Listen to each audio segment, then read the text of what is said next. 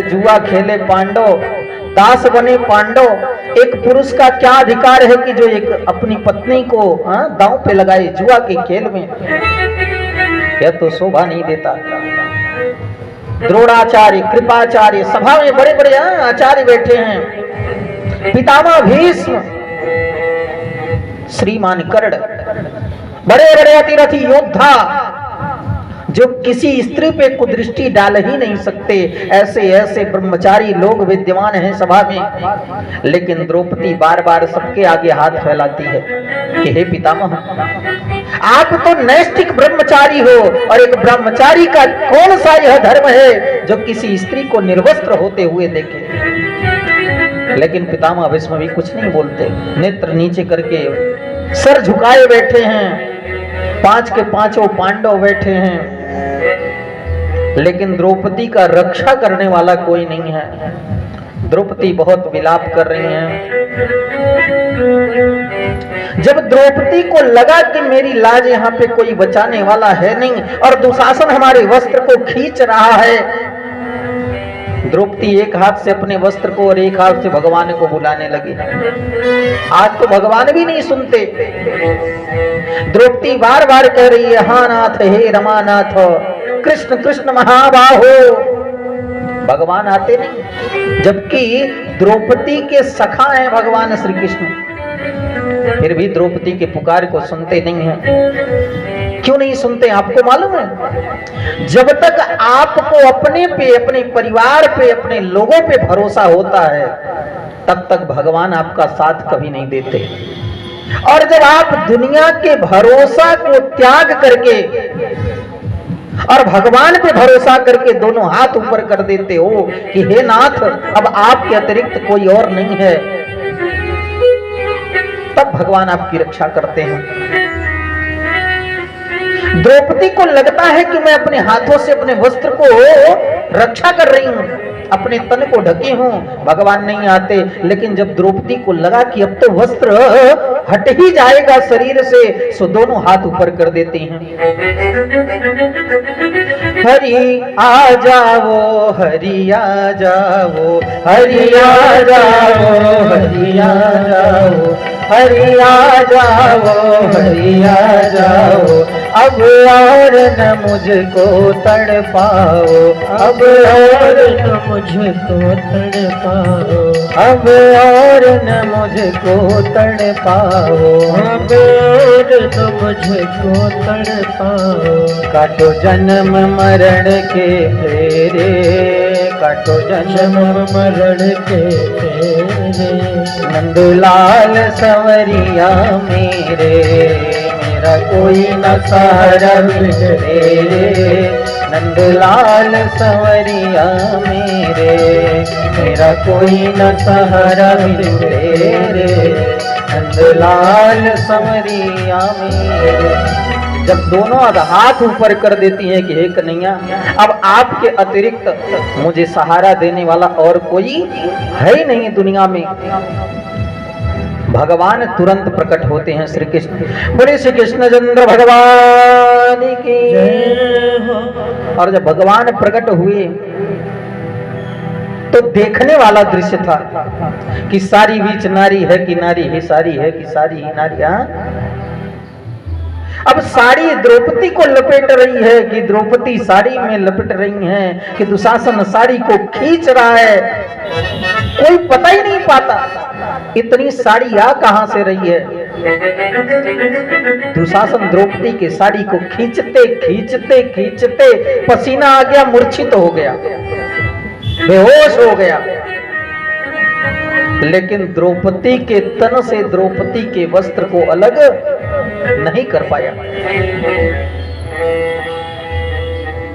भगवान द्रौपदी की रक्षा करते हैं, लाज को बचाते हैं,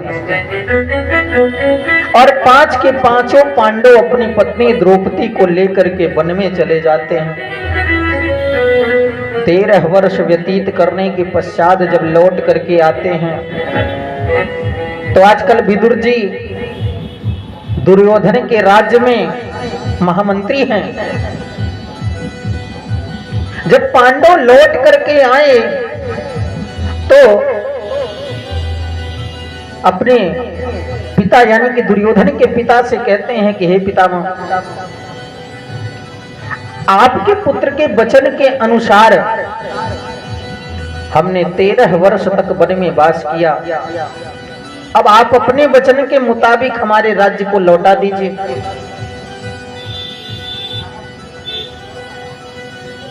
इधर विदुर जी महाराज निवेदन करते हैं धृतराष्ट्र से कि राजन, हम आपके मंत्री हैं और मंत्री की बात छोड़ो, एक आम नागरिक के हैसियत से हम आपसे कहना चाहते हैं कि जिस पुत्र के मोह में पड़े हो, वास्तव में उस मोह से तुम्हारी सदगति नहीं होने वाली। उस मोह के कारण तुम्हें नरक का दर्शन करना पड़ सकता है। अरे राजन,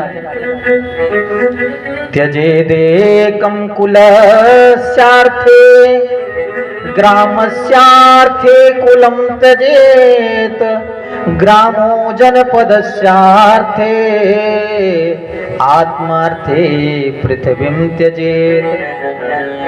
राजन, त्यजेदेकं कुलस्यार्थ, यदि एक कुल में एक पुरुष दुष्ट हो गया हो, नीच हो गया हो, तो ऐसे पुरुष को त्यागने में ही कुल की भलाई होती है। मान लो पूरे परिवार में एक व्यक्ति दुष्ट है, शराबी है, कबाबी है, कुदृष्टि वाला व्यक्ति है, तो ऐसे व्यक्ति का यदि तिरस्कार कर देंगे तो पूरे कुल के लोग सुखी रहेंगे। त्यजेदेकं कुलस्यार्थे राजन,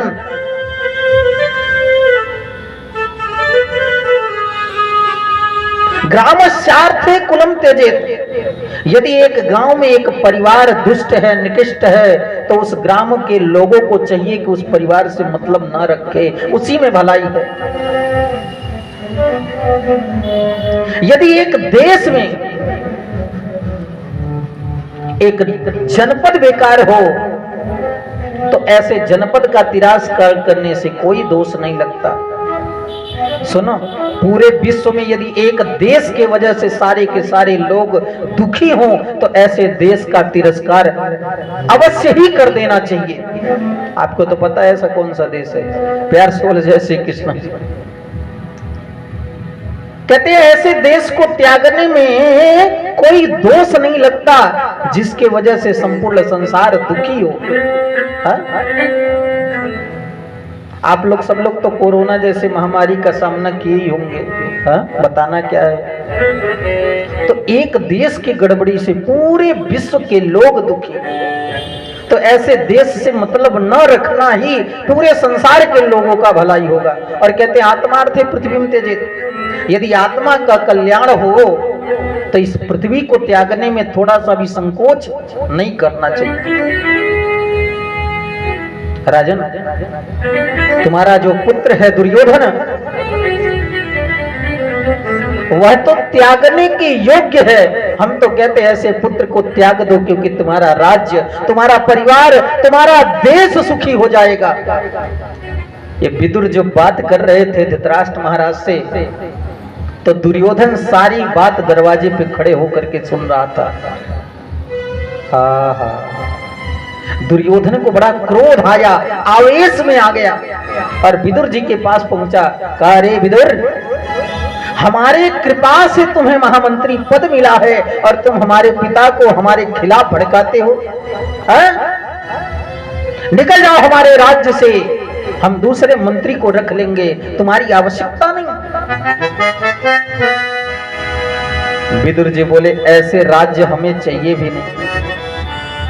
जहां का राजा अंधा हो, जहां की प्रजा अंधी हो, ऐसे राज्य का महामंत्री अधर्म पूर्ण होगा। इस राज्य में हमें कोई आवश्यकता नहीं है दुर्योधन कृपा करने की मेरे ऊपर। विदुर जी महाराज तुरंत ही धनुष बाण को दरवाजे पे रखे और अपनी पत्नी विदुरानी को लेकर के राज्य को छोड़ करके चले गए। इधर पांडव बहुत दिन तक भटके।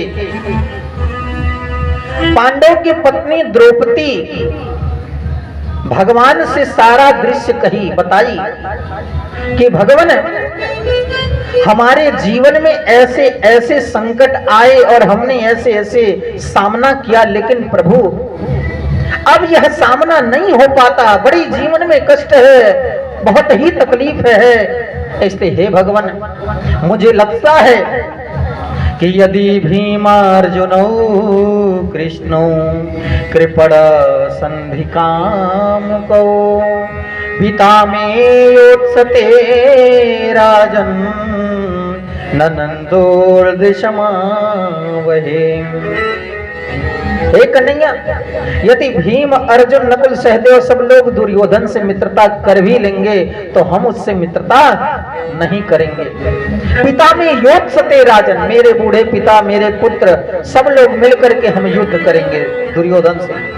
भगवान बहुत समझाए द्रौपदी को, बोले देवी तुम बिल्कुल चिंता मत करो, हम कुछ करते हैं उपाय।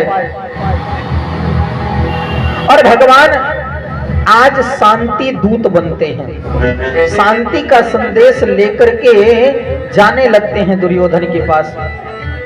आइए 2 मिनट संकीर्तन करें, तब तक थोड़ा सा हल्ला भी बंद हो जाएगा। भाव से आप सब गावें।